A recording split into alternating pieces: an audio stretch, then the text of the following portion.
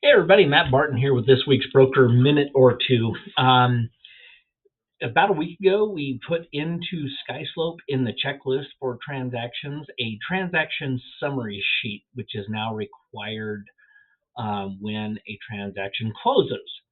Had my meeting with the office managers and the TCs yesterday, which we do a couple times a month, and this topic came up and said, "Hey Matt, would you please get some information out because some of the agents don't understand why a new form and so on."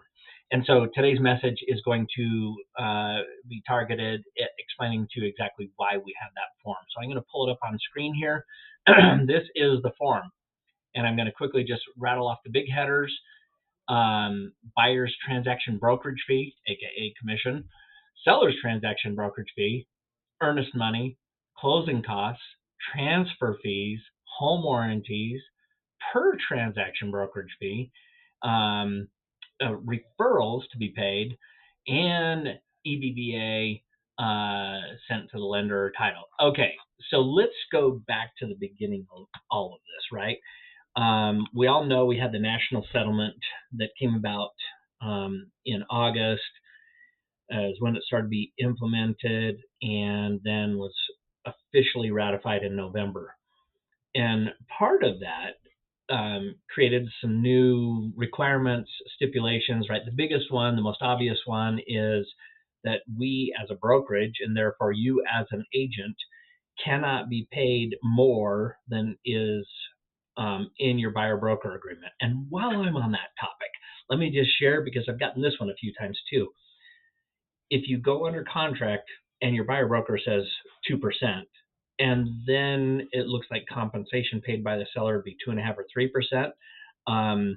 We've given some people latitude for the first couple months, but we have been advised by not only our own legal counsel but national legal counsel from associations that you should not be changing that.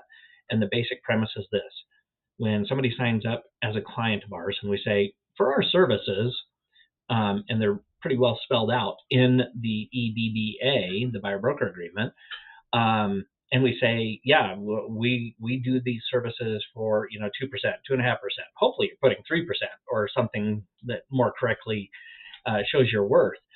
And then after the fact, after we go under contract, doing the very things that we said we would do for a certain percentage, and then we change it, and we have not changed our services at all, that this is what they're referring to now as round two of the class action lawsuits. And so we definitely want to steer clear of that. So make sure in your initial buyer broker agreement you put enough compensation there, right? We do have some brokerage clauses in SkySlope that will say, listen, if the compensation turns out to be less than is in the buyer broker agreement, as long as it doesn't go below the floor, which we have pegged at 2%, the company will consider itself satisfied. So there's ways to navigate this. Don't just knee jerk a low amount in your buyer broker agreement. There's no need to, and it's problematic. Okay, sorry, getting off the editorial there. But the bottom line is because of the national settlement, we cannot be paid more than is in our buyer broker agreement. Well, begs the question: how does the lending company know? How does the title company know what our compensation is? We could open it up to our documentation. There's some challenges with that, but a positive declaration in a transaction summary form with our signature on it saying, yes, this is our compensation, goes a great distance to jumping that hurdle. So buyer broker transaction fee.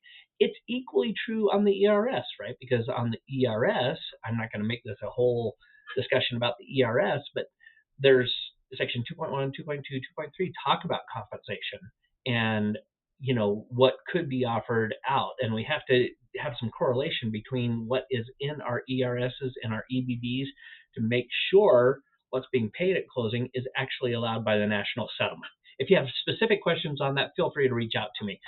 While we were doing that and trying to get more compliant and help transactions come to a successful close, right? Because that's important. If at the end of all of this you have a kind of a crappy closing and it's kind of clunky, your clients tend to not be as happy with you, which means you probably get less repeat and refer business, and it's just more problematic administratively. So this is the purpose for the transaction summary sheet. While we were getting compliant with the national settlement, there were other things that we kind of had a checklist of things that had been problematic with closings. So some of those happen to be earnest money. Who is the earnest money held at our trust account? Is it held at a brokerage? Was some of it, sorry, not a brokerage, at a title company? Was some of it released early,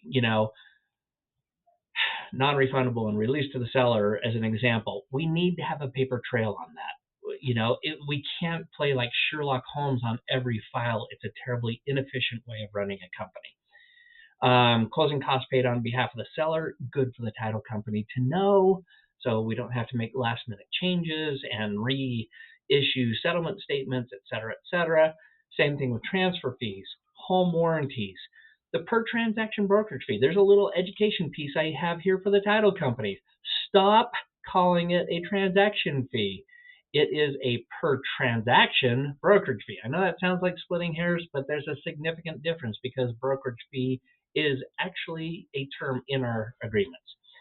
And then, of course, we do a lot of referrals in this company, and a lot of times, no offense, but we as agents in the company aren't doing a good job of capturing that, articulating that. And then what happens is we go through at a closing and we issue checks, and then we notify accounting, oh, there was supposed to be a referral fee, which is, it's not impossible, but it's kind of silly that we do that, and it does take extra cycles, and people are a little upset because it's taking longer to get paid.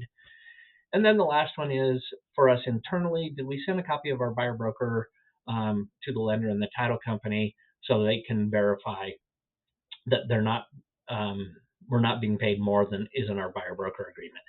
So I just wanted to give you the overarching view of why a new document. And listen, if you've been in the business for a long time, you realize a good number of companies have some version of this, even before the national settlement, but definitely now that the national settlement has taken place, and some of the problems we have seen as a result, not only of the national settlement, but those other items that I articulated. It's just time for us to have a nice, succinct summary sheet that pulls all of the data together so that we're not like, oh, did we have a copy of this? Do we have this? Did we pull the information? And we have to, like, as a company, play Sherlock Holmes to see if everything's in place. I hope that makes sense to you guys. I hope as we implement this and you utilize it, that you will absolutely have smoother closings, that you're happier, that you get paid faster, that your clients are happy, that it goes smoothly, and their interactions with our affiliate companies, Lifetime and Metro, and goes much better. It's what we should really be working towards anyway, and this document just helps facilitate doing that structurally or systematically. Okay, I hope that helps. Let me know if you have any questions. Otherwise, have a great week as we roll into May 2025. Thanks.